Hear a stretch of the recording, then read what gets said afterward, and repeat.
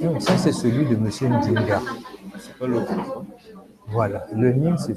Attends, ça c'est chapitre 1, voilà, c'est celui-là. Donc vous l'envoyez... C'est bon, celui-là. Oui, vous l'envoyez aux autres. Donc vous allez l'envoyer par WhatsApp. Des démonstrations à tableau. Oui. Aujourd'hui. Si nécessaire, ça dépendra de vous, s'il y a un besoin. Parce que je ne peux pas l'envoyer parce qu'on utilise le compte d'une étudiante. Ah, On ne peut pas envoyer. bon, c'est pas grave. Mais on a la caméra, non? Non, il n'y a pas de problème. Non, oui. Même là, il faut relire le cours. Si vous avez des démonstrations à faire, vous pouvez me dire, comme ça je vais changer. D'accord, ok. Et sinon, là, tout de suite, ils vont voir le cours de la même manière que nous. C'est bon. Ici. C'est bon.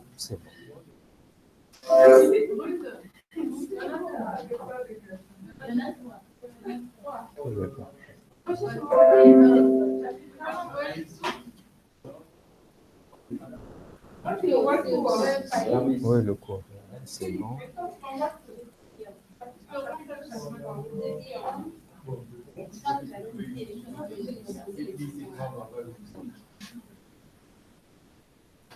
C'est bon? Ok.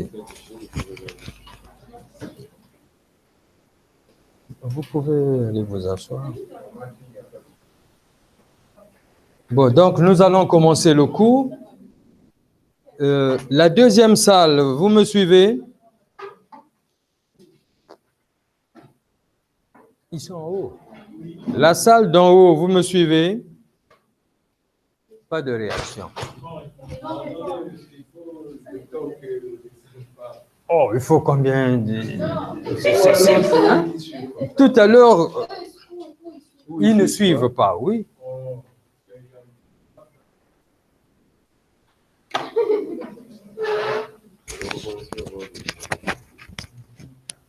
La salle 2, vous êtes prêts?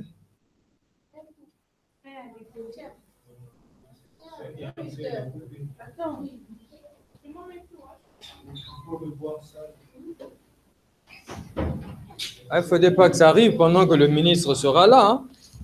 Ah, sinon, ce serait dégueulasse. Il va dire, vous voyez, vos histoires-là ne marchent pas. Alors...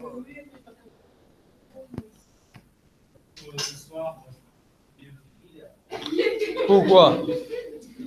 Vous n'en faites pas pour les examens, vous allez en faire parce que vous allez recevoir un homme comme vous. Ah, on vous a demandé de porter des vestes.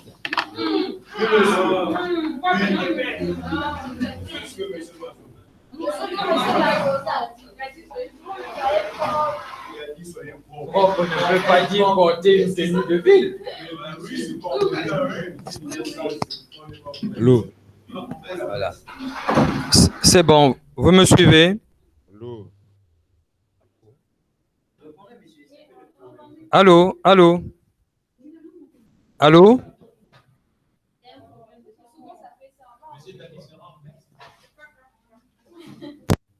Vous avez déjà appris qu'il y a quelqu'un... Allô? Oui, je vous écoute. Allô? Vous m'écoutez? Vous me suivez là? Non. Bon. Vous me voyez au moins? Oh, allô, vous me recevez? Oui, on vous reçoit, 5 sur 5. Mais oui, mais je peux parler, il va prendre. Il y a un problème sur le fil. Vous me voyez au moins? Non.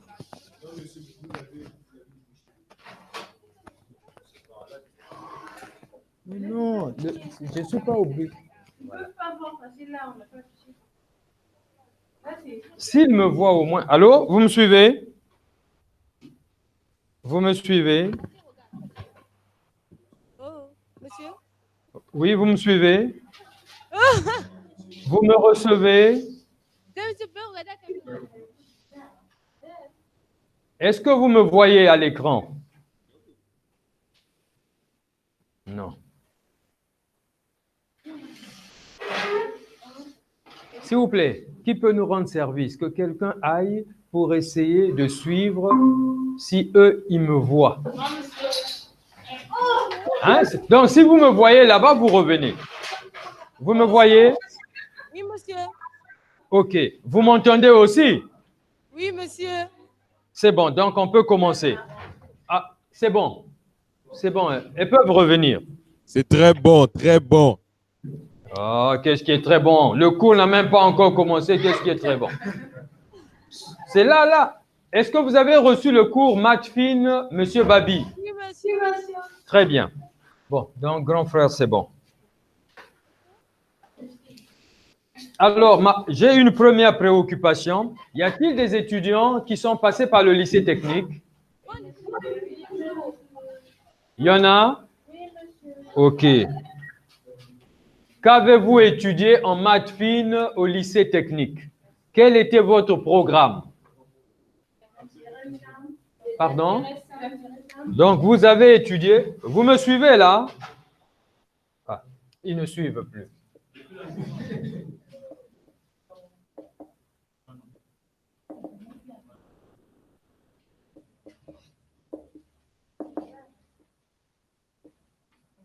Moi, j'écris comme ça. Je n'ai pas dit que vous avez vu ce nombre de chapitres. Alors, vous avez étudié les intérêts simples.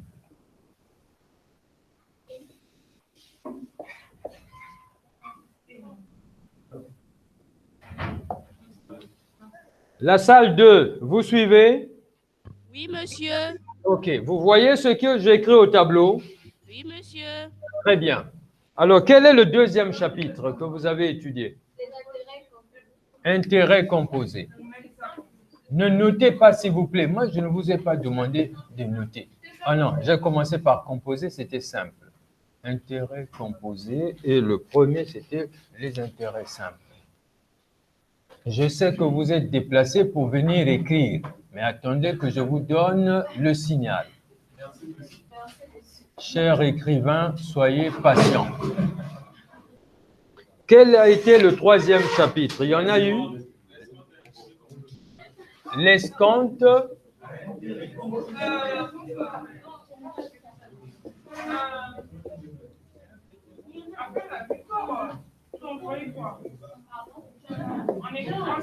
Il y a encore eu un autre chapitre où il n'y avait que les trois.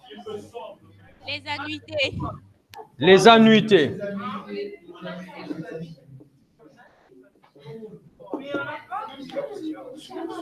Qu'est-ce qui se passe, s'il vous plaît? Qu'est-ce qui se passe? Le temps passe très vite. Il ne faudrait pas qu'on soit surpris. C'est bon? Alors, les autres, est-ce que ce sont les mêmes chapitres que vous avez étudiés pour ceux qui étaient au lycée technique? Oui, monsieur. Les mêmes? Oui, monsieur. Très bien. Vous les avez étudiés en une année ou bien dans des classes différentes? Dans les classes différentes. C'est-à-dire? De la première en terminale. Donc, première, s'il vous plaît. Vous savez, je peux écrire chapitre 1 et on commence le cours. Tout le monde n'a pas fait maths fine. Et même ceux qui ont fait maths fine, vous allez voir qu'il y a un petit souci. Donc, suivez d'abord, c'est pour votre intérêt. Donc, en seconde, qu'est-ce que vous avez étudié? Que les intérêts simples. Donc c'est bien le premier chapitre. Et en première, Les intérêts composés. et quoi? Plus, c'est rien. Et l'escompte, tout simplement. Bon, donc j'ajoute chapitre 5, pardon, escompte. Vous voyez déjà qu'il y a un souci. Escompte. Donc, vous avez d'abord étudié en seconde intérêt simple, en première. Donc, première, vous avez étudié les intérêts composés et puis l'escompte. C'est ça? Première. Et en terminale? terminal, donc annuité. C'est tout. Donc, vous n'avez pas vu ce chapitre-là? Non, s'il vous plaît, laissez-la répondre. Ça, c'est elle. Celui-là, vous ne l'avez pas étudié. OK. Alors, ceux de l'étage, avez-vous étudié les mêmes chapitres dans l'ordre qui est au tableau? Non, monsieur. Vous les avez étudiés comment?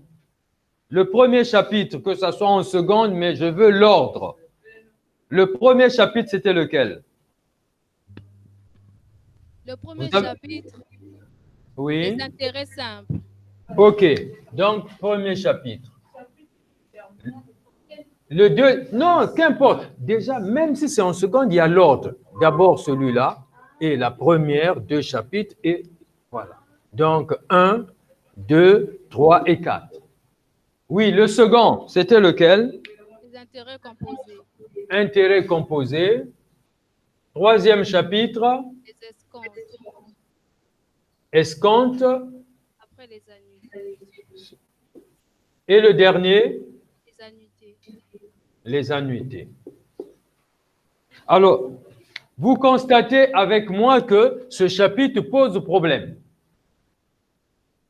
C'est-à-dire, cet intitulé pose problème. Parce que, quand vous lisez, cette formulation est à cheval entre l'escompte et les intérêts composés.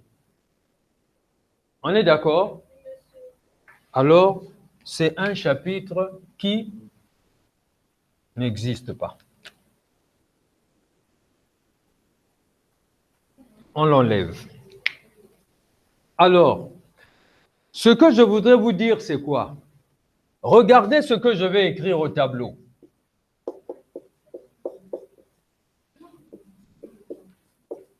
Les amis, il faut suivre, s'il vous plaît. Est-ce que c'est la même chose? Ce que je viens d'écrire au tableau, est-ce que c'est pareil? Salle 2, vous avez vu les équations au tableau? Oui, monsieur. Est-ce qu'elles sont pareilles? Non, monsieur. Quelle est la différence? Qu'est-ce qui les différencie? En quoi les deux équations ne sont pas? Oui, merci.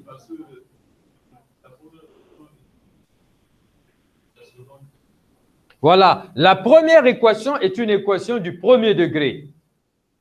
Donc, en x, nous avions le degré 1, alors que le second est un trinôme. C'est une équation du second degré. Ce n'est pas la même chose. Est-ce que la résolution peut être la même? Non. Vous comprenez? Or, quand je regarde la manière dont vous avez fait le cours, vous n'avez pas respecté cette logique. En quoi faisant? Vous avez commencé par les équations du premier degré, vous êtes passé par les équations du second degré et vous êtes revenu encore sur les équations du premier degré. Vous ne voyez pas que ça fait tâche?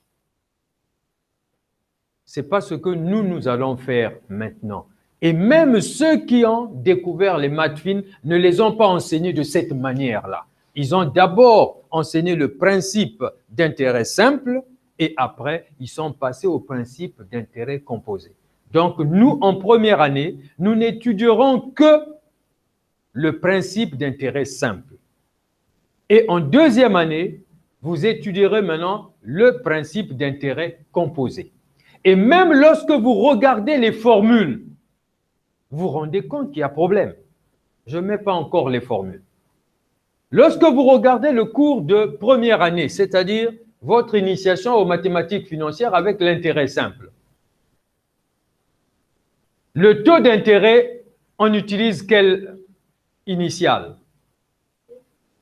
Le T, comme le taux, la première lettre du mot taux. Parce qu'on se dit que c'est des gens qui ne sont pas habitués aux mathématiques financières.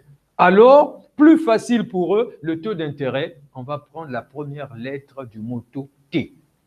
Alors que quand vous arrivez au principe d'intérêt composé, le taux d'intérêt, c'est quoi?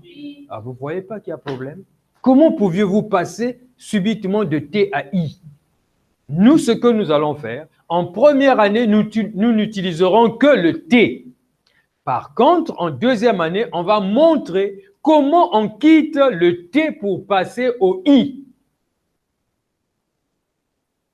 Souffrez. Ça, c'est notre domaine parce que nous, on est dans les finances. Ce n'est pas pareil. Je vous dis quelque chose rapidement, je sais que ça va poser problème. Lorsqu'on étudie les intérêts simples, on est sur le marché monétaire, c'est-à-dire un marché à court terme. Alors que lorsqu'on étudie les intérêts composés, on est sur le marché financier qui, lui, est un marché à moyen et long terme. C'est-à-dire la durée n'est pas la même. Comment voulez-vous faire des opérations sur deux marchés différents?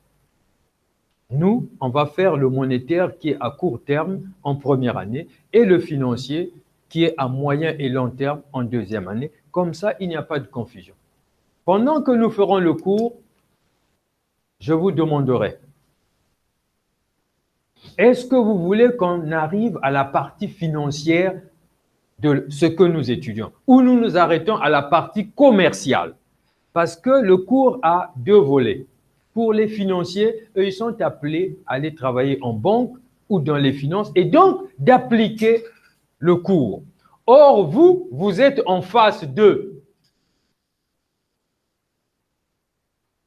Voulez-vous que le cours aille plus loin en vous montrant ce qu'eux, ils vont faire ou on se limite seulement à votre partie? C'est vous qui déciderez. Parce que vous verrez que, comme nous allons continuer, il y aura des tournures purement financières, ce qui va vous déranger un peu. Donc, on a la possibilité de s'arrêter pour dire ça se limite au comptable. Et ça, c'est la suite pour les financiers. Parce que vous serez en face d'eux. Donc, le cours n'a pas le même intérêt pour vous que pour les financiers. Je ne sais pas si je me fais comprendre. Voilà. Vous êtes comptable. Le financier, une fois qu'il a calculé, par exemple, ce que vous appelez les charges financières, vous recevez juste l'addition et vous comptabilisez la charge. Ce n'est pas vous qui calculez. Ce n'est pas comme ça.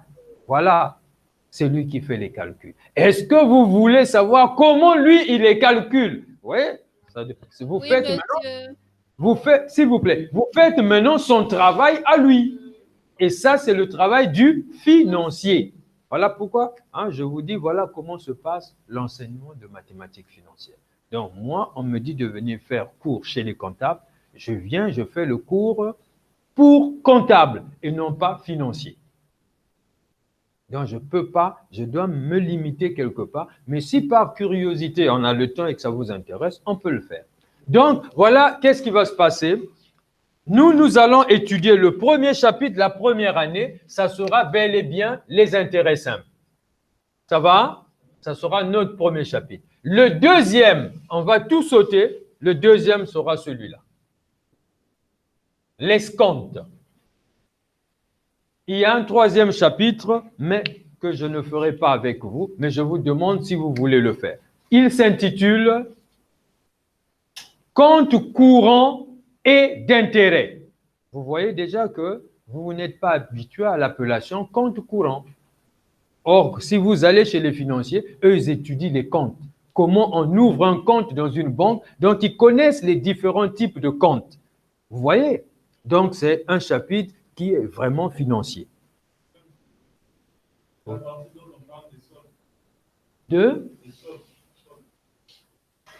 Oui. Donc, quand vous prenez, par exemple, un relevé,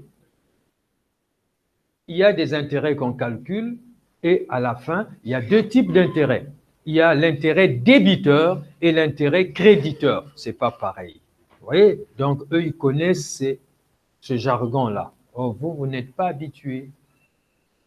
Il faudrait qu'on explique tous ces éléments-là. Et vous verrez que pendant que nous allons faire cours, il y a des choses que je vais vous expliquer. Vous savez calculer, mais sans savoir ce qui est derrière. Je vais quand même le dire pour que vous compreniez pourquoi dans les maths financières, on procède comme ceci que autrement. Donc, nous allons faire deux chapitres. Maintenant, si le reste du temps, on va l'envoyer aux exercices. Maintenant, s'il nous en reste, on fera quand même le 3e chapitre. Mais sinon, vous l'avez dans le document. Ça va? Donc, possibilité de faire le 3e chapitre. Mais si on ne le fait pas, ce n'est pas un problème pour vous. S'il vous plaît, maintenant, suivez un peu. Les autres chapitres, c'est-à-dire celui-là, ça sera le 1er chapitre de la 2e année. 1er chapitre, 2e année. Vous voyez? Le premier ici commence par intérêt simple. En première année, ça commence aussi par intérêt composé. Première année, le 2e chapitre, c'est escompte. En 2e année, le 1er chapitre, c'est annuité. C'est la même chose. Mais ça, c'est en intérêt composé. Donc, ça sera le 2e chapitre de la 2e année. Et on ajoutera un 3e chapitre qu'on appellera les emprunts indivis, c'est-à-dire toutes les dettes contractées auprès d'une seule personne.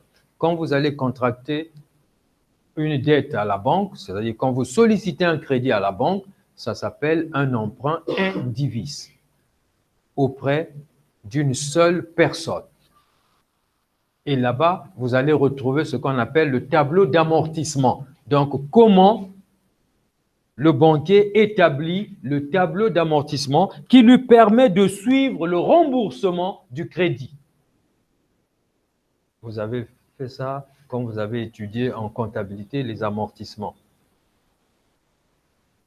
Ça va?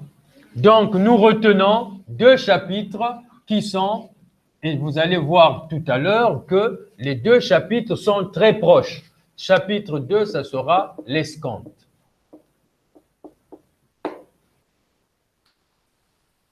Je ne mets pas de formule parce qu'il y en a qui n'ont pas fait. Alors, j'essaie d'expliquer et maintenant, nous allons rentrer dans le vif du sujet, c'est-à-dire le cours. Le 1er chapitre s'intitule « Intérêt simple ». Nous avions un groupe de mots. Mais dans ce groupe de mots, nous avions combien de mots? 2. On a intérêt et on a simple. Lequel pouvez-vous m'expliquer? Simple, ça veut dire? Oui, mais du point de vue pratique. Ça, c'est en français. C'est vrai que nous utilisons des mots français, mais nous leur donnons une autre connotation, puisque nous sommes dans un cours de maths. Donc, les mots prennent maintenant une connotation financière. Donc, si vous les expliquez en français, ça ne va pas bien passer. C'est bien simple. Mais pourquoi ici, les intérêts sont-ils appelés simples? Puisque vous avez fui le mot intérêt. Oui, vous pouvez l'un des deux, vous expliquer l'un des deux. Et après, on va les mettre ensemble. On fait comme au lycée. Les mots-clés, on les explique, ça nous permet de comprendre de quoi il s'agit. On ne change pas de méthodologie, c'est la meilleure méthode de travail. Vous vous attendez à ce que je déballe le cours. Moi, je veux que nous comprenions ensemble. Oui, allez-y. Oui.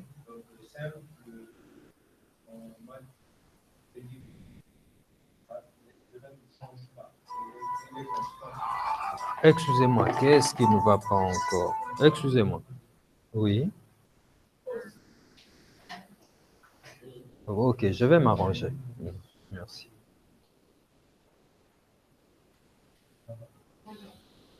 Oui, ce qui ne change pas. L'intérêt ne change pas. Alors, si l'intérêt ne change pas, c'est qu'il y a quelque chose qui fasse que ça ne change pas. Ça veut dire que ça se fait à l'identique.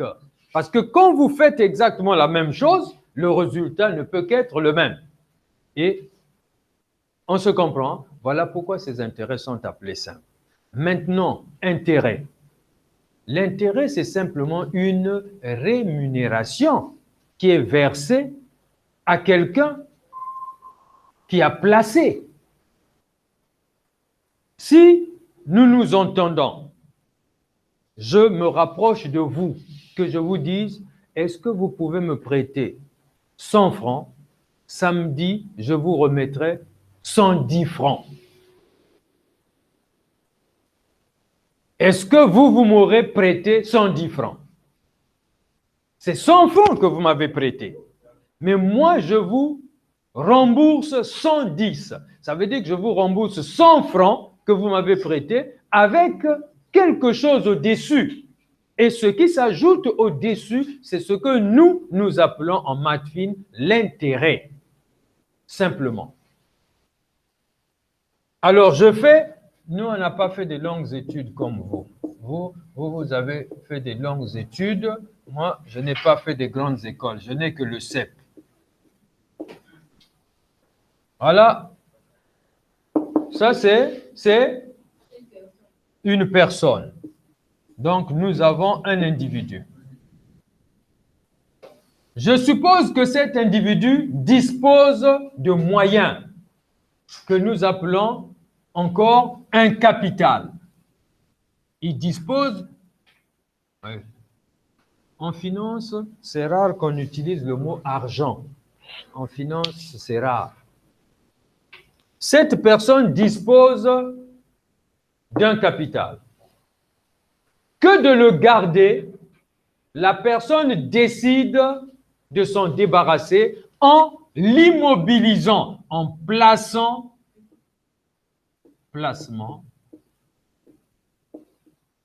en plaçant ce capital où? À la banque. Pendant une certaine période. Qui détermine la période de placement? C'est lui. Non, monsieur le banquier, je vous confie cette somme pendant 10 jours, 1 mois, 1 année. C'est bon? Donc, il place pendant une certaine période. Et cette période, c'est ce que nous appelons N. Et que fait le banquier? Sachant que la personne immobilise la somme, ça veut dire que pendant cette période, elle n'ira pas récupérer la somme. Ça veut dire que la banque va en profiter. La banque va utiliser ses fonds. En les utilisant, la banque va gagner quelque chose. Et donc, il faudrait qu'elle reverse aussi quelque chose à celui qui lui a confié ses fonds. Et la banque va donc proposer un taux d'intérêt à cette personne. Parce qu'on ne peut pas calculer l'intérêt s'il n'y a pas un taux. Il faudrait qu'on sache quel est le taux. On ne peut pas acheter quelque chose s'il n'y a pas de prix. Donc, le banquier va lui appliquer un taux d'intérêt. À la fin de cette période, que va faire le banquier? Le banquier va restituer quoi? La somme qui lui a été prêtée, plus quelque chose au-dessus que nous appelons l'intérêt. C'est bon? Restituer la somme qui lui a été prêtée avec quelque chose au-dessus que nous appelons l'intérêt. Voilà ce que c'est que la notion d'intérêt. Donc, dans la notion d'intérêt apparaissent 2 éléments fondamentaux. D'un côté, il y a une personne qu'on appelle prêteur et de l'autre, une personne qu'on appelle emprunteur. Ça va?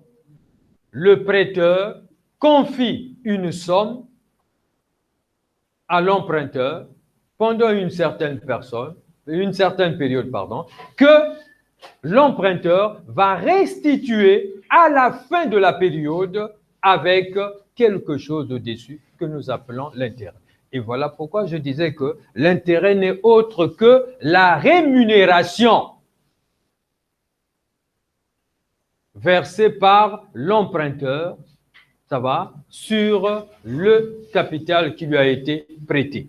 Voilà le premier point sur le document que nous avons intitulé « Notion d'intérêt ». Est-ce qu'il y a une préoccupation à ce niveau? On est déjà dans le cours, c'est ce que vous avez dans le document. Est-ce qu'il y a des interrogations sur le premier point qu'on a intitulé « Notion d'intérêt simple ». Est-ce qu'il y a des questions dessus? Non, s'il y a quelque chose qui ne va pas, ne vous gênez pas. Sinon, le prof n'a pas d'intérêt. Si je suis là, c'est parce que vous avez des attentes. Voilà. Mon rôle, c'est répondre à vos attentes. Parce que si vous saviez, vous ne serez pas venu ici. Est-ce qu'il y a une préoccupation? Non. Donc, on peut passer au point suivant, c'est-à-dire le point 2 dans le document. Ça va? Le point 2 est combiné au point 3. C'est-à-dire qu'on a les principes, mais qui nous emmènent directement à la formule. Ça va? Vous ne suivez plus? Les amis d'en haut, c'est bon? Oui, monsieur. OK. Donc, nous passons au point suivant qui est couplé avec le troisième. Vous me rappelez, monsieur, vous avez dit qu'il y avait quelque chose que vous voulez nous expliquer. Ça va? Hein? Je vais vous expliquer quelque chose. Il ne faudrait pas que j'oublie. Si je pars et que j'oublie, ce n'est pas bon. Le point suivant est intitulé « Principe ». Et le suivant, c'est « Formule ». Les deux vont ensemble. Nous avions la formule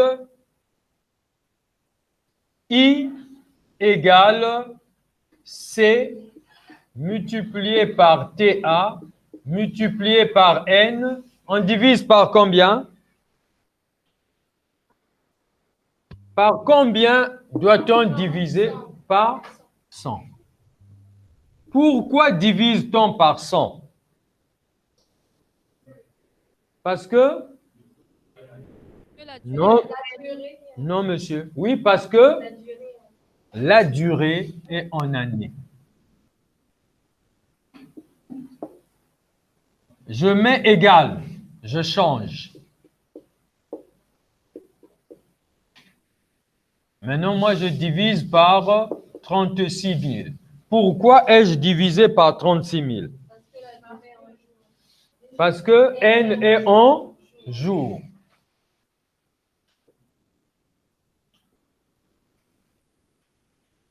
La même formule. Je mets toujours égalité. Pourquoi ai-je divisé par 200? Très en? Non, allez-y en? Non, le début est bon, mais je n'ai pas entendu la suite. En semestre, très bien. Monsieur, il ne faut pas dépasser la partie. Sinon ils ne suivent plus. Ah, ok, merci. Merci. Je mets encore égal.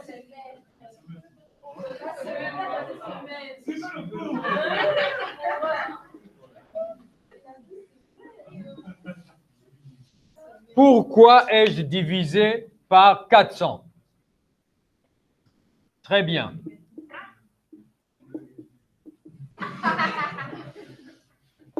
Alors, vous comprenez que notre cours, le cours de maths fine, comme fondamentaux, nous avions l'année commerciale ou l'année financière. Donc, une année commerciale ou financière compte combien de jours?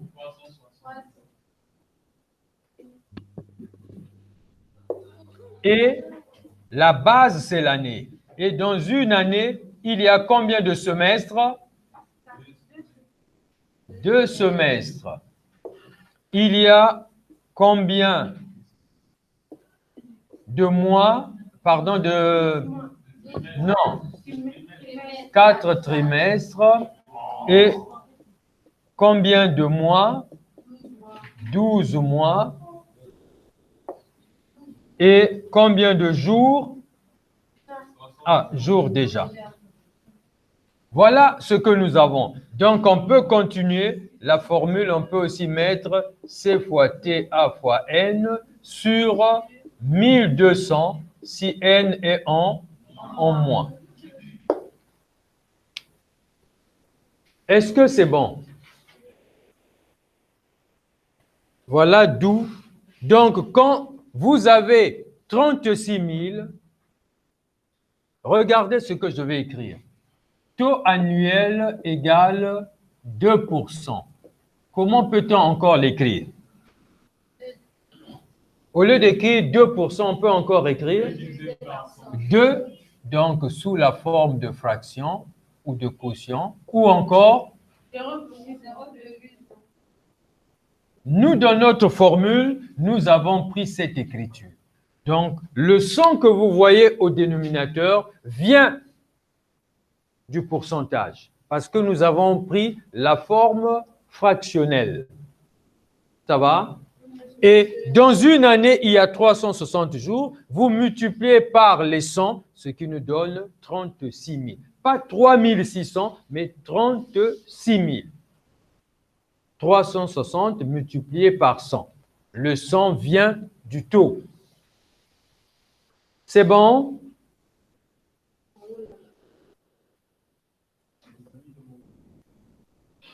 Oh, comme ils ne parlent pas, ceux qui suivent, c'est bon.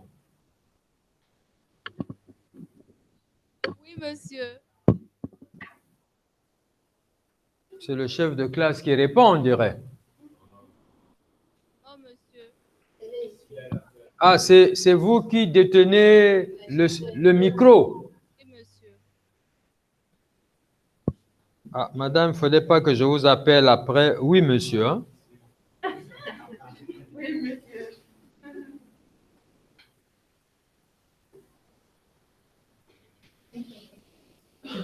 Alors, ce que je voulais vous dire, pour qu'il n'y ait pas de confusion, qui verse l'intérêt à qui? D'après le schéma qui était au tableau. C'est la banque qui verse l'intérêt à l'épargnant. Ça va? Donc, quand vous entendez intérêt, vous pensez tout de suite à la banque qui va verser la somme à l'épargnant. Par contre, quand vous entendez l'escompte, c'est le contraire de l'intérêt.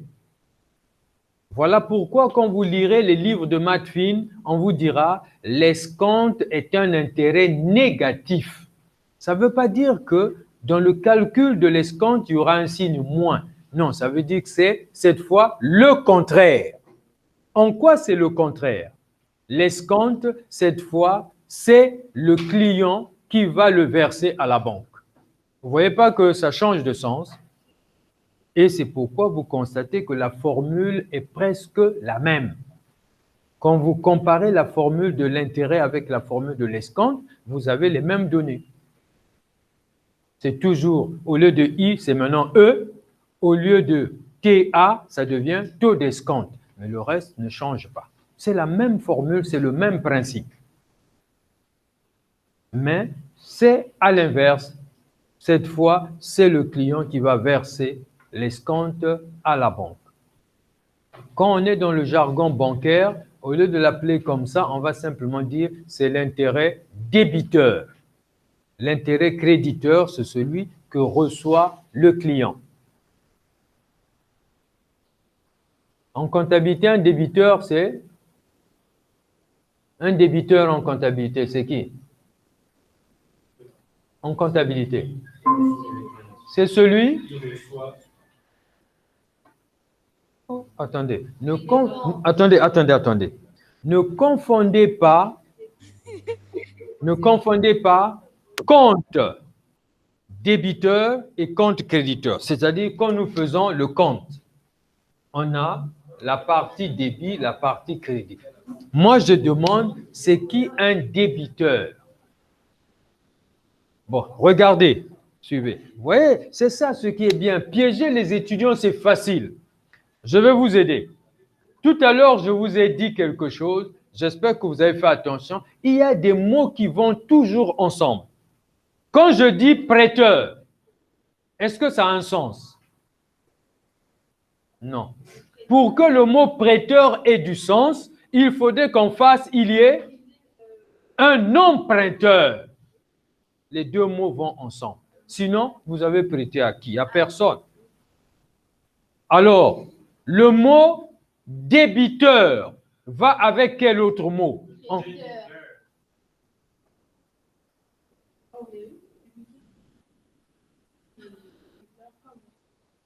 débiteur va avec le créditeur. OK. La dette va avec quel mot? La dette va avec quel mot? En fait, c'est toujours ce que vous venez de me dire. Maintenant, j'ai changé. Quand il y a dette, en face, il y a quoi? Voilà, il y a la créance. C'est ça. Les deux vont ensemble. Il ne peut pas y avoir de débiteur si en face, il n'y a pas un créancier. Il faudrait qu'il y ait quelqu'un. Parce que la créance, c'est une somme qui vous appartient, mais qui est entre les mains d'une autre personne qu'on appelle le débiteur. Si je suis créancier, ça veut dire que j'ai de l'argent, mais que je ne dispose pas, mais qui se trouve entre les mains d'une autre personne. Vous voyez, quand vous faites, par exemple, une vente à crédit, est-ce qu'on vous a payé? Est-ce que le vendeur a perçu la somme? Il est donc créancier. Son argent est encore entre les mains de celui à qui il a vendu. Ne confondez pas, c'est bon. Si vous les confondez, c'est pas bon. La comptabilité, un bon financier est avant tout un bon comptable. Mais un bon comptable n'est pas un financier. Ça veut dire que vous ne pouvez pas bien faire la finance si vous n'avez pas une bonne base en comptabilité. Vous allez vous en rendre compte quand vous allez faire le cours d'analyse financière ou le cours de gestion financière. Vous allez vous rendre compte que vous allez retrouver les finances. Et la base, c'est la comptabilité. Si vous ne comprenez pas la comptabilité, la difficulté va vous suivre. Tout ce qui est FFF là, la base, c'est la comptabilité. La comptabilité est très importante. Ça va? Alors, le principe que nous voulons énoncer, c'est lequel? Quand vous regardez cette formule, de l'autre côté, donc, je ne sais pas, à votre gauche, nous avons l'intérêt. À votre droite, nous avions... Hein? On dirait qu'il y a eu une réaction. Donc, à votre droite, nous avions les facteurs C, TA et N. Qu'est-ce que nous constatons? Il y a une proportionnalité, c'est-à-dire qu'il y a un lien entre I, la partie gauche, et la partie droite. En quoi faisons? Pour vous qui avez fait mathématiques, puisque le cours s'intitule mathématiques, si on augmente C, qu'est-ce qui va se passer? Ouais, j'ai dit qu'il y a deux parties. À gauche, nous avions I, à droite, nous avions les facteurs C, TA et N. Si nous augmentons le facteur qui est à droite, c'est-à-dire si C, le montant de C est élevé, qu'est-ce qui va se passer? Si le taux est élevé, ça va avoir un impact positif sur l'intérêt. La même chose que si la durée de placement est longue, l'intérêt aussi va suivre. Donc, vous voyez que I est proportionnel aux facteurs C, TA et N. C'est tout. C'est bon? C'est bon? Non, monsieur. Non. J'ai dit, quand vous regardez cette équation, à gauche, vous avez I. Au milieu, vous avez une égalité. Or, lorsque vous avez une égalité, ça veut dire quoi? Ça veut dire que si vous augmentez d'un côté, il faut également augmenter de l'autre. Sinon, la balance sera déséquilibrée. Et c'est ce qui se passe lorsque nous augmentons un des facteurs, que ce soit C, que ce soit TA, que ce soit N, il y aura le même effet sur le I. Voilà pourquoi nous disons que le I est proportionnel à C, à TA et à N, parce que la variation de l'un de ces facteurs a un effet sur notre montant d'intérêt. C'est bon? Oui, monsieur. Merci. Alors, si vous suivez le document, je crois qu'après, il y a un exemple, si je ne me trompe pas. C'est ça? Les amis, voilà, vous prenez l'exemple. Maintenant, on commence à rentrer dans les calculs. Il faut... S'il vous plaît, ne riez pas. Vous voyez, nous sommes des paysans. On vient trouver les micros en ville. On est impressionnés. Hein? On est impressionnés. Alors, il faut essayer de s'approcher, voir ce que ça va donner. Hein? Moi, je ne sais pas. Vous, ça vous surprend. Moi, ça ne me surprend pas du tout.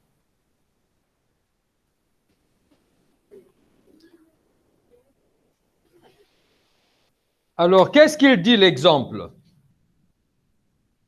Qu'est-ce qu'il dit notre exemple?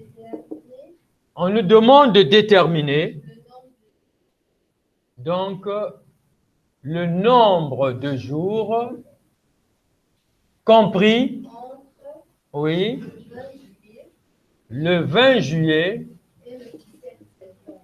et le 17 septembre.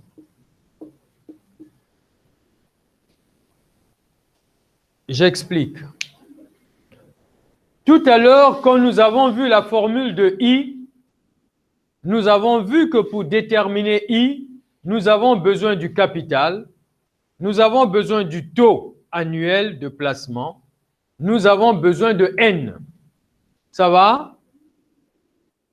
Il peut arriver que dans un exercice, on ne vous donne pas la valeur de N. Et N vous est donné sous cette forme. C'est-à-dire qu'on vous dit que la personne a placé le 28 juillet et va récupérer la somme le 17 septembre. Ça veut dire que c'est à vous de calculer le N.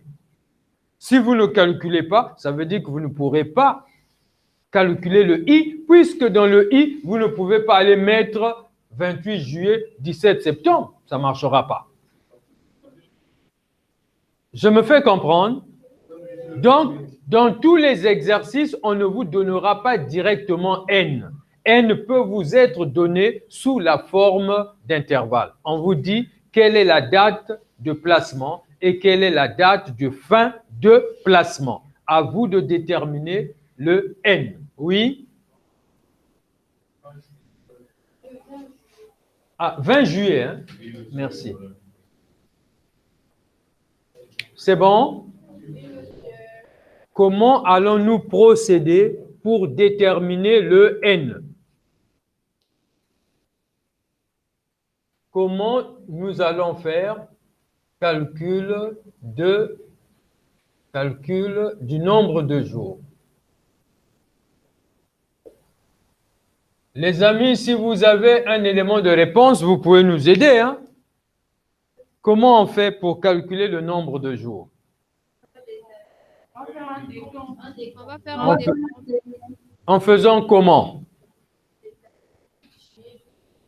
Voyez? Vous me dites le décompte, je sais pourquoi je vous ai demandé comment. Parce que je viens de me rendre compte qu'il y a un élément que je ne vous ai pas donné. Je le rattrape. L'élément, c'est lequel? Vous m'avez dit que l'année commerciale ou l'année financière compte 360 jours. Je ne sais pas d'où ça sort, peut-être que vous connaissez. Mais les mois sont comptés pour leur nombre exact de jours. Vous voyez, il y a une contradiction là. L'année commerciale, on dit que c'est 360 jours. Mais quand nous travaillons, nous devons prendre le nombre exact qu'il y a dans le calendrier. Voilà ce qu'on nous dit pour travailler en maths. Alors, je vais vous répondre tout à l'heure. Quand nous allons faire l'application, c'est là qu'il y aura la réponse. Parce que si vous comptez le nombre de dimanches, ce n'est pas possible. C'est plus de 5. Donc, ça ne peut pas donner. Si vous comptez le nombre de jours fériés, c'est plus que 5. Donc, la réponse n'est pas là. Est-ce qu'un commerçant ne travaille que 360 jours? Bah, vous voyez, ils travaillent, il y en a qui travaillent 365 jours.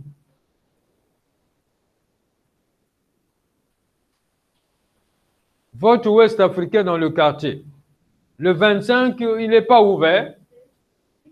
Le dimanche, il n'est pas ouvert. Il travaille 365 jours. Donc, il y a un petit souci dans les 360 jours. Ce n'est pas scientifique.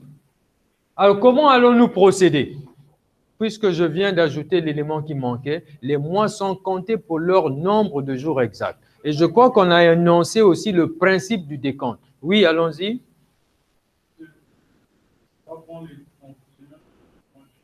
Le mois de juillet compte 31 jours. Or, notre individu a placé le 20 juillet. Alors, qu'est-ce qu'on fait? Donc, on va soustraire pour trouver le nombre de jours de placement en juillet. Donc, nous avons 20 juillet au 31 juillet, ce qui nous donne combien? 11 jours. Et entre juillet et septembre, il y a le mois d'août. Donc, nous prenons le mois d'août pour son nombre exact de jours. C'est combien? 31 jours. Et ça s'arrête quand? Ça s'arrête quand? Le 17. C'est le 17 qui va récupérer la somme. Donc, nous avons les 17 jours du mois de septembre, ce qui nous donne n égale à 9. Voici. Donc, pour travailler, nous allons prendre n égale à 59 jours. Fait comme ça, c'est juste.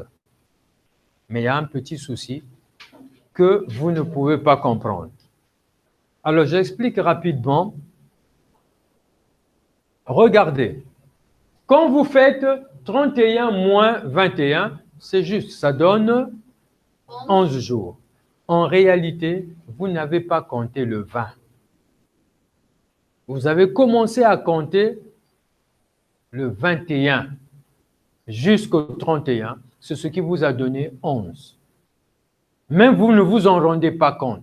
Alors, essayons de le faire. Allons-y.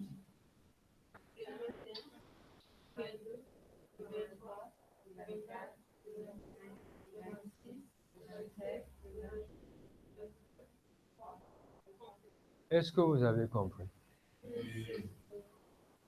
Mais vous ne vous en rendez pas compte. Alors, je n'ai pas dit ne faites pas la soustraction. Vous voyez, seuls les financiers savent qu'il y a un souci là. Alors, le souci, c'est lequel? Lorsque vous faites des opérations en banque, il y a ce qu'on appelle la date de l'opération, c'est-à-dire la date où la personne se présente physiquement et réalise l'opération. C'est ça, date de l'opération. Vous êtes parti. Mais en banque, il y a ce qu'on appelle les dates de valeur, c'est-à-dire les dates à partir desquelles les sommes placées commencent véritablement à porter intérêt. Vous voyez, celui qui a fait le geste, il ne sait pas ça. Donc, la banque ne prend pas cette date-là. Elle calcule avec les dates de valeur. La somme que vous avez déposée le 20 juillet, en banque, elle va commencer à produire les intérêts le lendemain.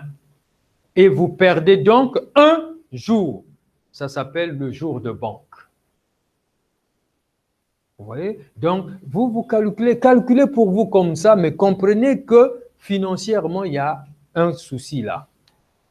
Et ce n'est pas toujours ça, ce n'est pas ça la vérité. Ça peut être pire que ça.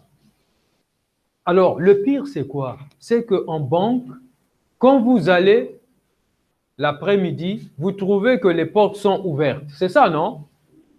Mais dans le fonctionnement de la banque est fermée. C'est-à-dire, chaque banque, pas toutes, hein, chacune a sa date, son heure de caisse. Heure de caisse. Ça veut dire que nous, par exemple, dans notre banque, l'heure de caisse peut être 10h30. Dans une autre banque, ça peut être 11h.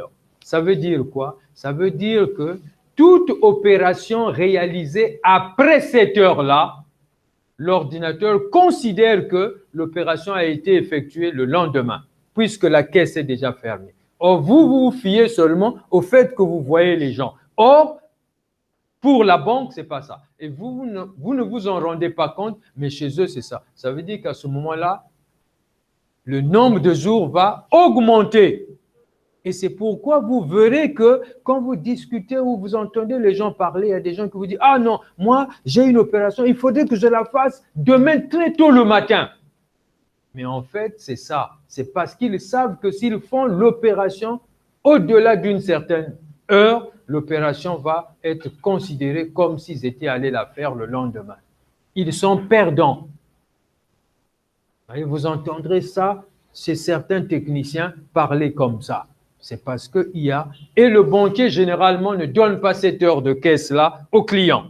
Donc, il faudrait que vous soyez du domaine pour leur demander juste quelle est votre heure de caisse.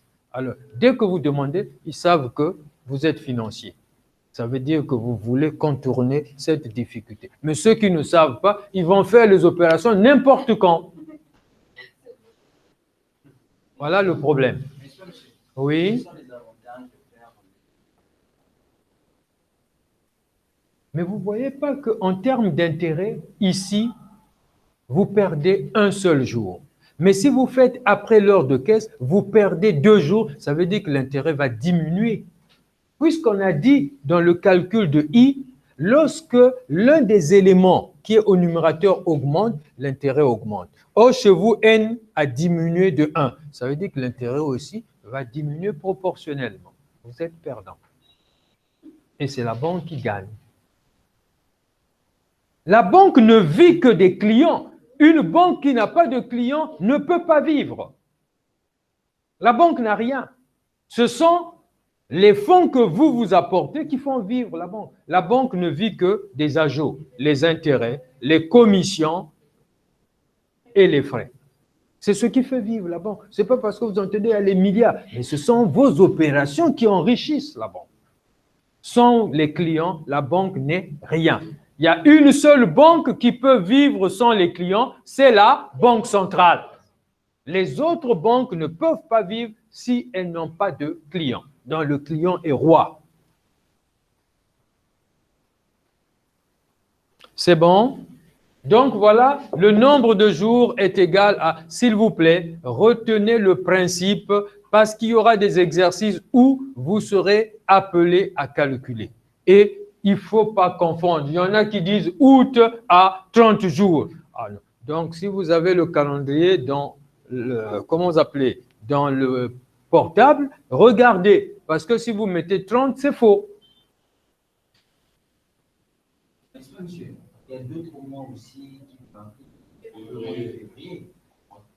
dans les... Mais vous connaissez ça, s'il vous plaît. Lorsque l'année compte 360 combien? 65 ou bien 360? 66. Comment on l'appelle cette année-là qui a 366 jours? Donc, dans l'exercice, je vous proposerai un exercice comme ça. Dans l'exercice, on va vous dire année bissextile. Ça veut dire que février a... Voilà. Mais si on ne précise pas ça, ça veut dire que février a... Voilà. Donc, il faudrait qu'il y ait ce mot-là. S'il y en a, c'est celui-là qui vous rappelle que... Oui? En fait, lorsque les autres répondent aux questions, nous ici, on ne peut pas écouter parce que vous êtes le seul qui avait le micro. Bon, écoutez, donc le fondamental, mais vous ne posez pas des questions.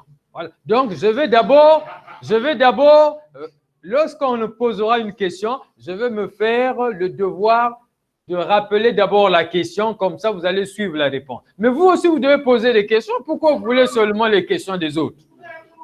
Hein? Merci, merci, vous avez raison. Je vais d'abord rappeler la question pour que vous sachiez à quoi je réponds. Ça va? Toutes mes excuses, c'est bon? Oui, monsieur, Vous aussi, vous pouvez poser des questions. C'est ça l'intérêt de l'enseignement. C'est bon? Donc, année bissextile, c'est dans l'exercice. Si on précise ça, sachez que vous devez prendre n égale à 366 jours. Si vous travaillez avec 365, c'est faux. Vous allez dire, ah, monsieur, pourtant, la réponse, c'est à peu près. Mais justement, en finance, c'est ça. Ce n'est pas parce que l'intérêt est faible que vous n'allez pas gagner. Nous avons dit, si le capital est important, ce que vous allez percevoir ne sera plus négligeable. Voilà, c'est ça. Et vous le savez, même en comptabilité, à force de laisser 10 francs, 10 francs, 10 francs dans la caisse, vous vous retrouvez à la fin avec un excédent de caisse. C'est pas ça? Parce que vous n'avez pas rendu les 10 francs, les 25 au client. Et c'est interdit. Il ne faudrait pas que l'excédent de caisse soit excessif. Parce que ça fait une mauvaise image pour la structure. Vous volez les clients. Voyez? Alors, on est obligé de faire une compensation. C'est-à-dire, lorsque c'est faible, ça passe. Lorsque c'est fort, il faut donner l'avantage au client pour que ça se compense. Mais si vous gardez tout, à la fin, c'est pourquoi, quand vous avez 9 forts, bon, on dit, bon, ok, on peut arrondir. Mais quand c'est faible, ben, on ne peut pas arrondir à la valeur supérieure. C'est ce que nous faisons, non? Voilà, c'est pour compenser. Sinon, à la fin, vous avez un excédent ou un déficit de caisse si vous ne gérez pas bien ce qui vient après la virgule. Oui.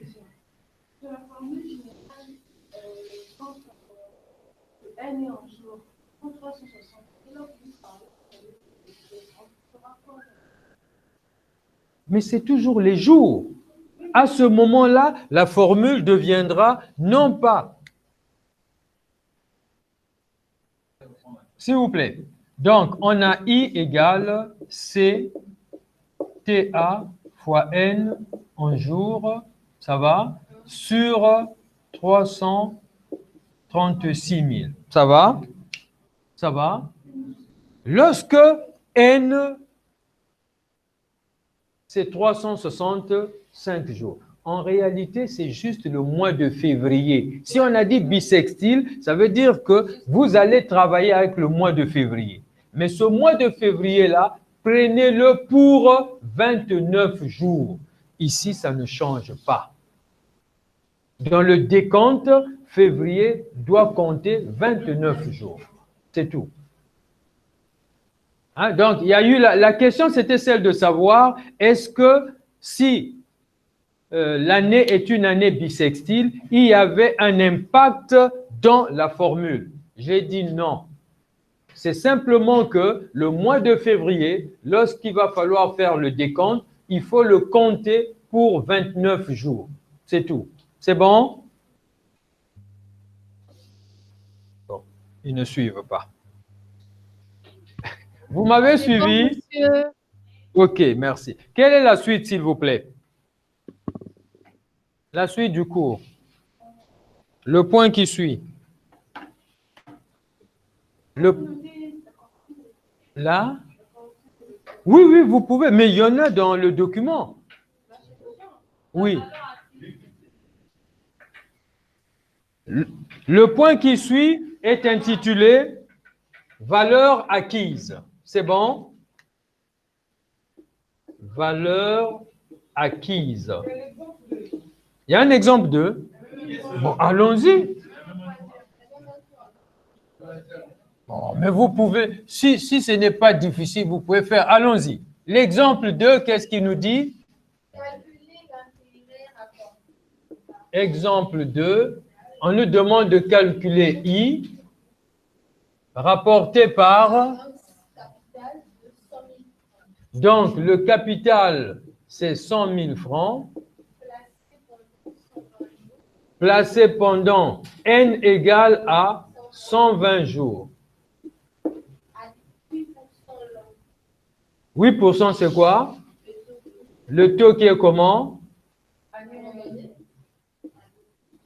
Voilà les données. À partir de ces données, il y a une formule qui apparaît là. C'est laquelle? Quelle est la formule? Donc, calcul du montant de l'intérêt ou tout simplement de l'intérêt. La formule, c'est I égale à C multiplié par TA multiplié par N divisé par combien? Par 36 000 puisque nous sommes en jour. Il ne nous reste plus qu'à remplacer. Nous avions 100 000 multiplié par le taux 8 parce que nous avons dit les 100 sont au dénominateur. Multiplié par 120 divisé par 36 000. Suivez un peu s'il vous plaît. C'est là que je vais répondre à la question. J'ai 1000. J'ai 1000. C'est bon, non? 3 fois 12. 3 fois 12. 36. C'est ça? Donc, je peux simplifier par 12. Ici, il me reste 10. Ici, il va me rester 3. C'est bon? C'est bon? OK. Alors, combien il me reste? Il me reste 100 fois 8 fois 10 divisé par... Ça me défait? C'est bon? C'est bon?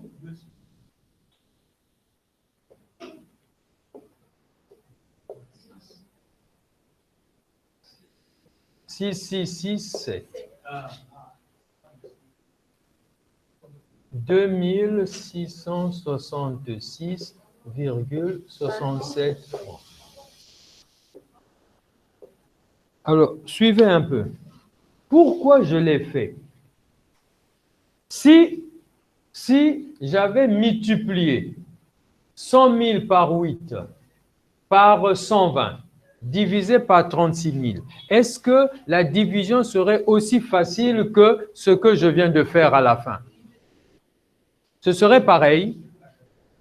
S'il vous plaît, entre diviser 8000 par 3 et multiplier le numérateur et diviser par 36 000. Qu'est-ce qui est plus facile à faire? Non, moi je n'ai pas parlé. S'il vous plaît, s'il vous plaît, s'il vous plaît. Vous pensez que je ne suis pas conscient que vous avez des calculettes? Mais c'est pourquoi, laissez d'abord ça, répondez-moi et vous aurez... Moi, je veux vous expliquer quelque chose. 8000. Alors, c'est parce que lorsqu'on a commencé à faire les calculs financiers, à cette époque-là, les calculatrices n'existaient pas. On n'avait pas encore découvert la calculatrice.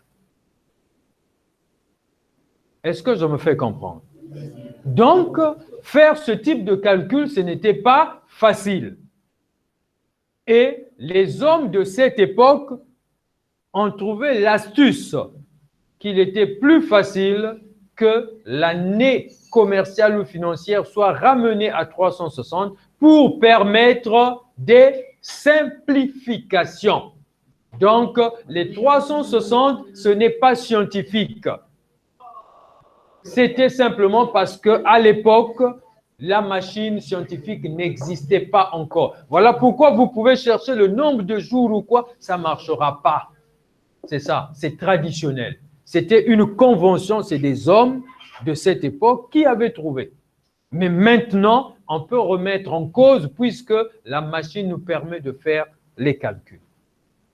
À l'époque, il n'en avait pas. Et si vous lisez l'histoire, on vous dira telle chose a été découverte à telle période. Mais ça ne veut pas dire qu'avant, on ne vivait pas. On vivait. Ça va? Voilà pourquoi j'ai fait les simplifications. Mais aujourd'hui, on n'en a pas besoin. Nos machines nous permettent de calculer. C'est bon?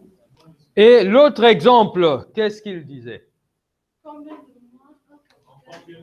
Donc, en combien de mois, exemple 3, en combien de mois, qu'est-ce qu'on nous demande de calculer? Quand on dit en combien de mois, qu'est-ce qu'on nous demande de calculer? La durée. Donc, n égale point d'interrogation. Oui? S'il vous plaît, monsieur. Oui? Nous ici, nous ne voyons pas. Vous ne voyez pas le bas là? En fait, c'est flou. Le haut? Qu'est-ce que vous ne voyez pas? Qu'est-ce que vous ne voyez pas? Tout. En fait, les écritures sont floues. Le tableau est flou. Le tableau est flou. Oui, monsieur. Je crois que tu peux fermer les rideaux.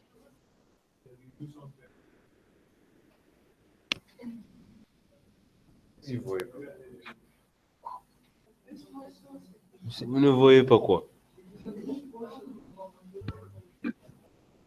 Je ne vois pas. On n'arrive pas à lire. Là, chez eux, c'est beaucoup plus éclairé sur cette. Donc, il y a plus de lumière chez vous.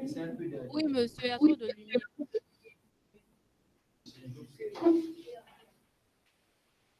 C'est pareil. Mais qu'est-ce que j'allais dire? Mais vous avez le document, non? Oui, monsieur. Bon, donc si vous avez le document, c'est la même chose que dans le document. Ici, l'objectif, c'est que vous comprenez et que vous réagissez. Là où ce n'est pas clair, vous posez des questions. C'est ça l'objectif.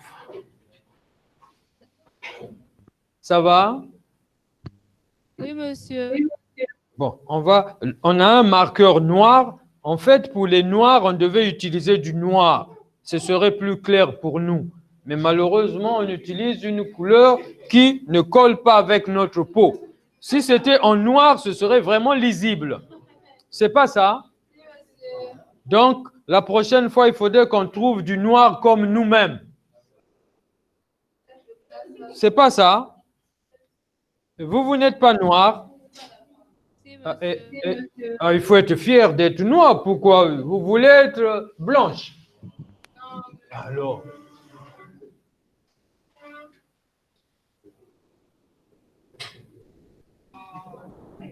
Bon, alors je vais écrire ici, je vais écrire gros. Voilà. On nous demande de calculer n. Est-ce que là, c'est bon? Vous arrivez à voir cette fois-ci? Oui, monsieur. Vous voyez? OK. Oui, monsieur. Alors, qu'est-ce qu'on nous a donné dans l'exercice? Le capital est de combien? 48 000. Le taux? Et l'intérêt, 640. 640. On nous demande donc de calculer n. C'est simplement une variante de la formule de I. Donc, on connaît la formule de I, on nous a donné, on a simplement changé. Cette fois, I est connu, mais l'inconnu devient N. Donc, si vous maîtrisez la formule, il n'y a pas de problème. Donc, on va toujours utiliser notre formule de l'intérêt, mais le vrai problème, c'est savoir par combien nous allons diviser. C'est ça le piège. Donc, calcul de la durée de placement ou tout simplement de N.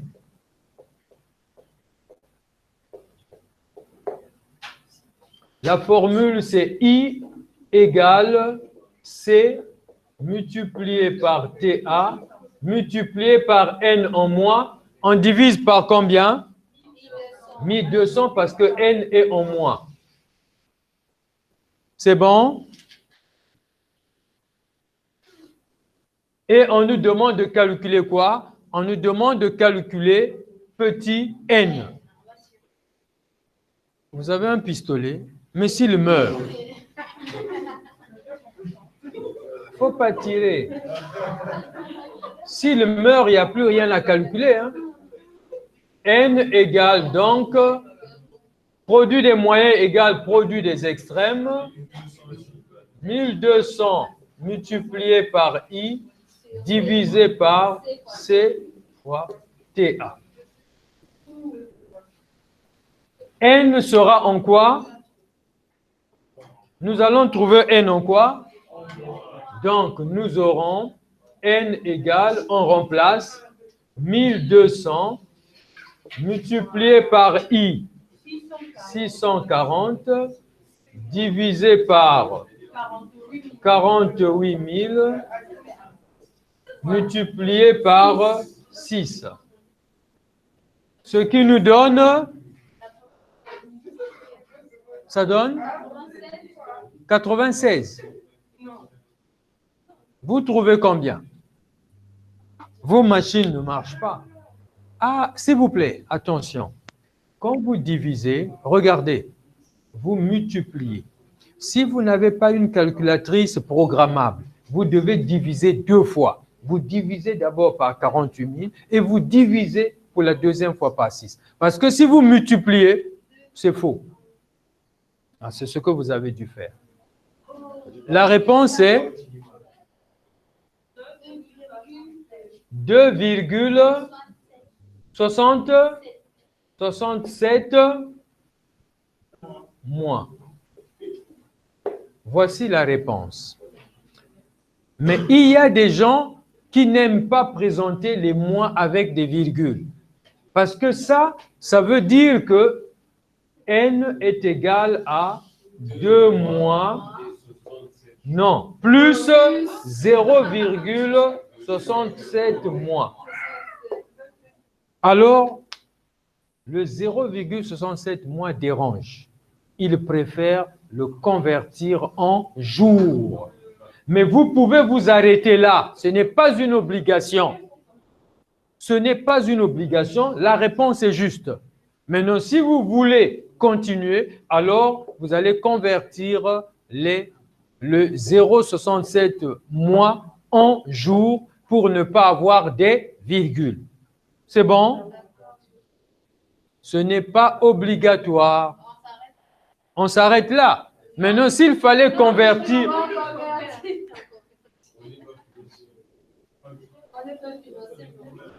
Non, ça n'a rien à voir avec la finance.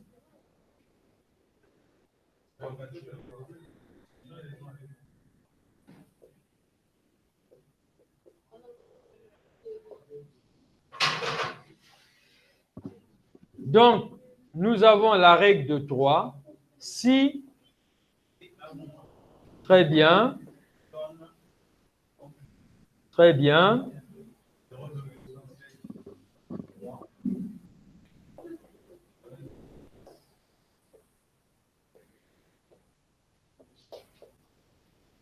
X égale à 30 jours multiplié par 0,67 mois divisé par 1 mois. On simplifie par les mois et on trouve X égale à combien? 20,1 égale environ, non, on s'arrête là, à 20 jours. Donc, on peut encore dire que N est égal à 2 mois et 20 jours. Ou on s'arrête là.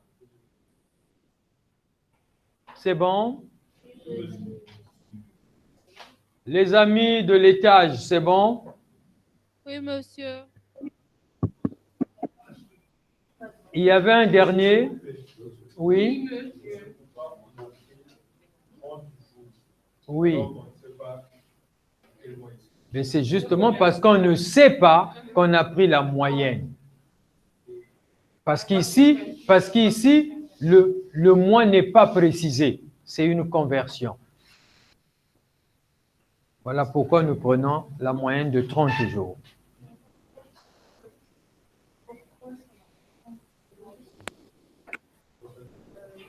Alors, le dernier, s'il vous plaît, c'est le quatrième. Il y a un quatrième. Bon.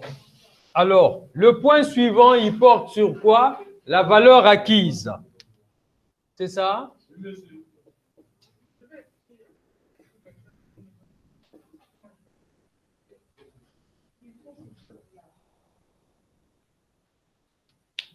Le point suivant porte donc sur la valeur acquise. Ça va?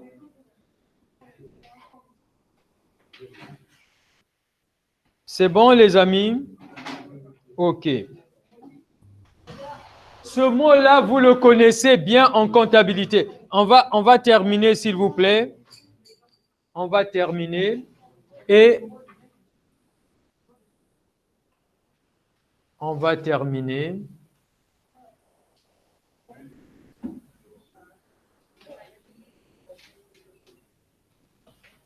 Valeur acquise. Vous avez ce mot en comptabilité. Donnez-moi une phrase utilisée en comptabilité dans laquelle on retrouve ce mot. Donnez-moi une phrase en comptabilité dans laquelle on retrouve le mot acquis. Oui. Pardon? Voilà. Bon, c'est même pas ça. On dit l'entreprise acquiert un mobilier ou une immobilisation. Alors, ça veut dire quoi? Ça veut dire quoi concrètement? Oui, la conséquence. Ça veut dire qu'il y a quelque chose qui entre dans l'entreprise, qui va s'ajouter à ce qui existe déjà dans l'entreprise. Chez nous, c'est pareil. Le capital existe et il va y avoir quelque chose qui va s'ajouter au capital que nous appelons l'intérêt. Et les deux ensemble vont constituer ce qu'on appelle maintenant la valeur acquise. C'est tout. Donc, voilà pourquoi vous avez la formule. Certains, s'il vous plaît, certains préfèrent valeur acquise, ils mettent VA. Ce n'est pas faux. Vous faites comme vous voulez. Moi, l'important, c'est... Moi, je préfère travailler avec grand A égale à C plus I. Voilà la valeur acquise. C'est tout. Ou bien V indice A, comme vous voulez. Voilà la valeur acquise. C'est tout. Maintenant, dans un exercice, on peut vous demander de calculer la valeur acquise. Vous avez deux possibilités. Soit vous calculez d'abord l'intérêt, puis ensuite la valeur acquise en ajoutant au capital l'intérêt. Soit vous calculez directement la valeur acquise. Vous voyez? On peut calculer l'intérêt séparément, puis la valeur acquise en venant ajouter l'intérêt. Comme on peut calculer en une fois, c'est-à-dire avec la formule directement la valeur acquise, c'est la même réponse.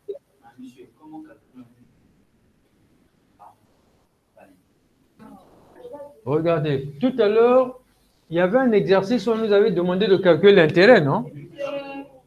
Bon. On nous avait donné quoi dans cet exercice? Là, on nous avait dit de calculer I. On nous avait donné le capital.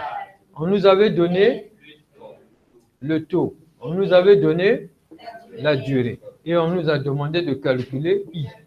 Maintenant, si on nous dit de calculer la valeur acquise, au lieu de calculer d'abord I, on peut directement dire A égale à C plus I et on calcule, puisque C est déjà connu.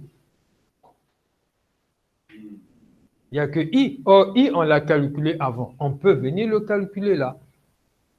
C'est le même C. C'est ce que je vous expliquais tout à l'heure. Le capital est à vous. Vous l'avez placé en banque.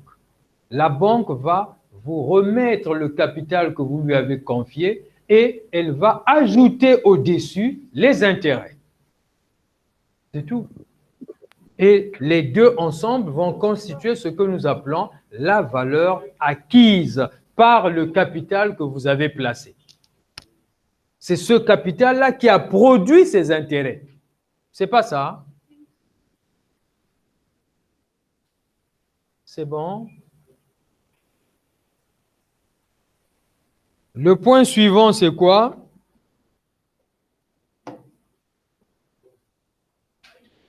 Le point suivant, c'est quoi? Bon, voilà. Alors, ça veut dire que c'est ce que nous allons, s'il vous plaît, suivez un peu, s'il vous plaît, parce que on me dit que demain, il y aura votre ministre, alors il ne faut pas que ça devienne compliqué. Alors, c'est la partie qui est... S'il vous plaît. Alors, non, sérieux, sérieux. On ne sait pas à quel moment il va venir. Il peut venir pendant que nous allons commencer ou pendant que nous serons déjà à un certain... on aurait avancé et ça peut parfois perturber. C'est un homme comme tout autre. Il ne va rien ajouter ni retrancher dans votre vie. Lui, il vient faire son travail. Et vous aussi, vous faites le vôtre. Maintenant, si vous vous intéressez à lui, ça veut dire que vous allez commencer à stresser et c'est fini, vous perdez. C'est un homme. Hein? Bien au contraire. C'est vous qui devez, même si lui il commence à parler, c'est vous qui pouvez même prendre la parole et dire, monsieur le ministre, s'il vous plaît, pourquoi le ministère de l'Enseignement supérieur ne nous a pas doté des bavettes? Vous voyez qu'il serait mal à l'aise.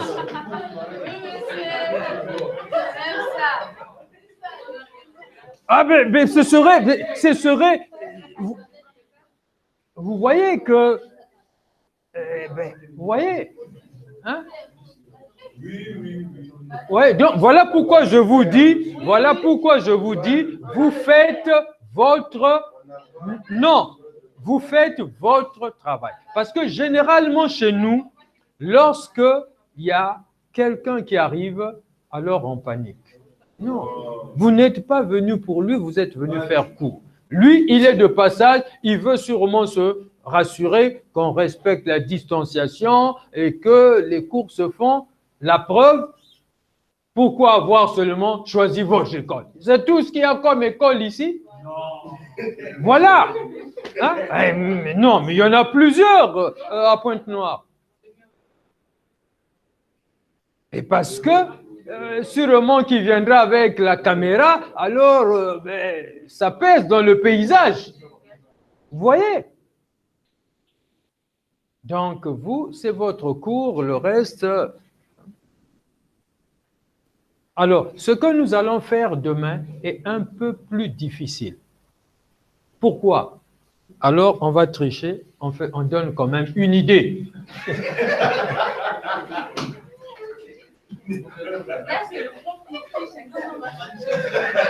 Mais non, j'explique. Alors, demain, nous allons faire la représentation graphique. Ça veut dire quoi? Nous avons étudié I, qui est égal à C fois TA fois N sur 100. Alors, notre problème, c'est lequel? On veut voir comment peut-on représenter sur un graphique, puisqu'on veut étudier la variation de I par rapport à N. C'est-à-dire, lorsque N varie, lorsque N augmente, quel est l'effet sur le I? Maintenant, sur une courbe. Voilà ce que nous voulons faire. Or, il y a une difficulté. La difficulté, c'est laquelle? I est une variable. C est une variable. TA est une variable. N est une variable. Seul 100 est une constante. Donc, ne change pas, est fixe. Or, nous ne sommes pas habitués à représenter des droites avec autant d'inconnus. Nous, on a 1, 2, 3, 4 inconnus. Difficile à représenter. S'il n'y avait que 2, c'est-à-dire la forme f de x égale à y égale à 2x plus 4. On peut faire la représentation graphique, il suffit de prendre quelques points. Mais dans ce cas, c'est difficile. Voilà pourquoi vous faites ça au supérieur, vous n'avez pas fait ça au lycée. Alors, vous avez fait économie générale. Vous avez entendu l'expression « ceteris paribus ». Votre prof n'a jamais utilisé ça. OK. Bon, est-ce qu'il a utilisé l'expression « toute chose égale par ailleurs » Est-ce qu'il a utilisé cette expression? OK. C'est pas grave. Non, je vais expliquer. Alors, qu'est-ce qui se passe? En économie, lorsqu'on est en difficulté, on utilise cette porte de sortie, on utilise cette clé. Sans cette clé, on ne peut pas s'en sortir. Alors, qu'est-ce que ça veut dire? Ça veut dire que pour que nous fassions cette représentation graphique, il faudrait qu'on se retrouve seulement avec combien de variables? 2 variables. Or, les variables que nous voulons étudier, c'est I et N. Il y en a déjà 2. Les autres sont de trop. Alors, qu'est-ce qu'on va faire? On va les fixer. C'est-à-dire, on va les utiliser comme étant des constantes. Parce que si on les fixe, ça veut dire qu'on leur donne une valeur et elles ne bougent plus. Ça va? Le fait de le faire, c'est ce que je viens de vous dire. Donc, on va considérer pendant cette étude, c'est valable seulement pendant l'étude. Si vous sortez, ce n'est plus valable. Donc, pendant cette étude, on va considérer que les facteurs capitaux, taux, ça va, sont fixes, donc ne varient pas. Et c'est l'expression que j'ai utilisée tout à l'heure. Toute chose égale par ailleurs, ou en latin, ceteris paribus. Alors, tant qu'on ne l'a pas dit, c'est faux. Voilà pourquoi vous l'avez dans le document. Maintenant qu'on l'a dit, ça veut dire qu'on peut travailler, c'est-à-dire que les autres deviennent maintenant des constantes. Et à ce moment-là, on peut maintenant faire notre représentation graphique. L'axe des ordonnées, on met quoi? I. L'axe des abscisses, on met N. Pas T. Là, il y a une erreur sur le document quand ils ont fait la saisie. Donc, il faut mettre N. Parce que T, chez nous, c'est le taux. N, c'est la durée. Hein? Bon, eux, ils ont changé. Moi, j'ai mis N, eux, ils ont changé. Parce qu'ils se sont dit, ah, je me suis trompé. Non, chez nous, c'est N. Ça va?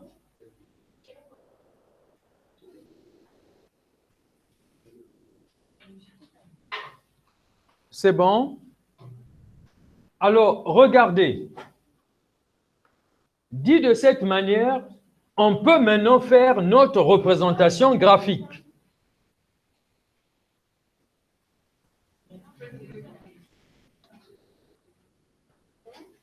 Ça va?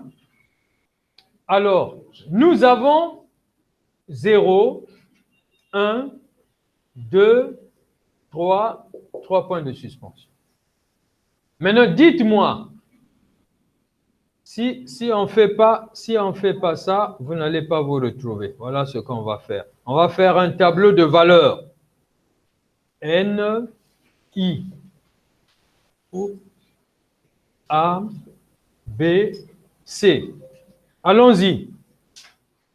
Si N est égal à 0, I sera égal à... Si N est égal à 0, à quoi sera égal I? 0. Si N est égal à 1, à quoi sera égal I? Pardon?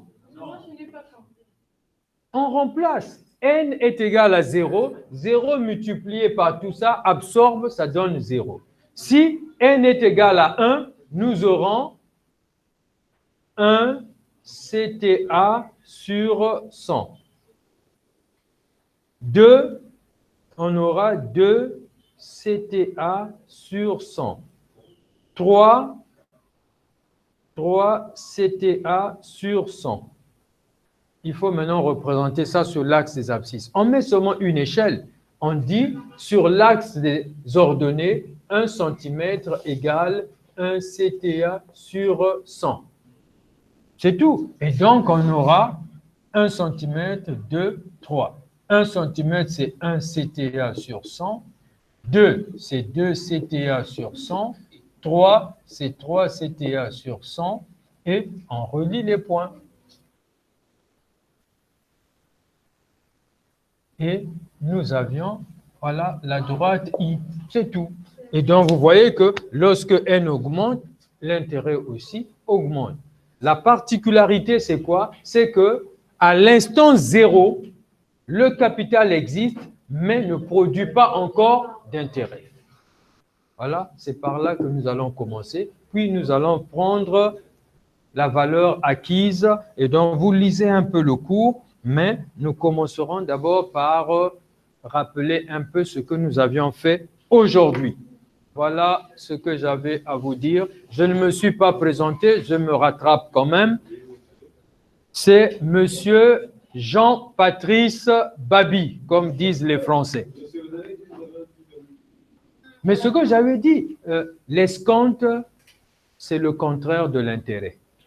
Dans les livres, on dit souvent que l'escompte est négatif. Oui? Oui, je vous écoute. Vous avez demandé à ce qu'on vous rappelle. C'est ce que je viens de dire.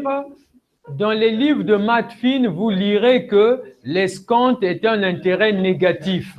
Ça ne veut pas dire qu'il a un signe moins, ça veut dire tout simplement que c'est le contraire de l'intérêt. L'intérêt, c'est la banque qui le verse à l'épargnant, alors que l'escompte, c'est le client qui le verse à la banque. C'est bon? Oui, monsieur, Voilà. c'est compris. Voilà, nous nous arrêtons là pour aujourd'hui. Au revoir. Je vous remercie d'être venus et on se revoit demain à la même heure, même plateau. Là, monsieur. Oui. Avec le même journaliste. Merci, mon cher. Vous avez maintenant... Toi, quitte là-bas. Ah, chier. L'affaire. Oh, pousse-toi. Ya Noé, Oh, ça c'est quel comportement? ya Noé, ya. Vous venez du village? Allez, bonne soirée à tous. Faut rentrer à On se Kidamba. revoit demain à la même heure. C'est bon, monsieur.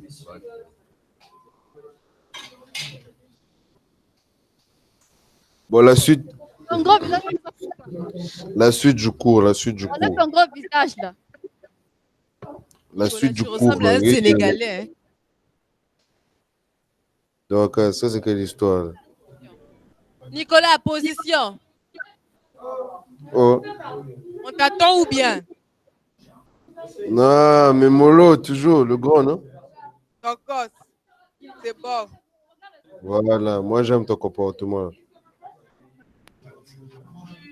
Mon téléphone, victoire. Ouais, c'est déjà bien, il était à 5 tout à l'heure. Non? Non, maintenant si je veux pas, on fait comment? On quitte la main, tu mets ta bourse. Ah,